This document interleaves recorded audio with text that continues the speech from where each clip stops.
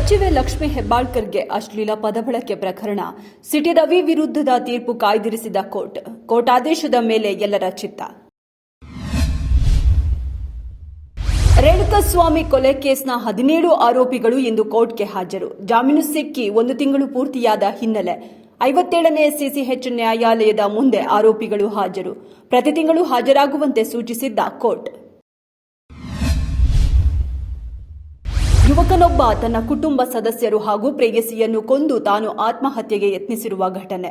Police ಠಾಣೆಗೆ ಹೋಗಿ 5 ಕುಟುಂಬ ಸದಸ್ಯರು ಮತ್ತು ಗೆಳತಿ ಸೇರಿದಂತೆ 6 ಜನರನ್ನು ಕ್ರೂರವಾಗಿ ಕೊಲೆ ಮಾಡಿದ್ದಾಗಿ ಒಪ್ಪಿಕೊಂಡಿದ್ದಾನೆ.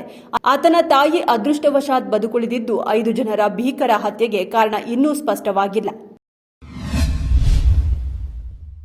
ಭಾರತದಲ್ಲಿ ಹೆಚ್ಚುತ್ತಿರುವ ಸ್ಥೂಲಕಾಯ ಸಮಸ್ಯೆಯನ್ನು ಎದುರಿಸಲು ರಾಷ್ಟ್ರವ್ಯಾಪಿ ಅಭಿಯಾನ.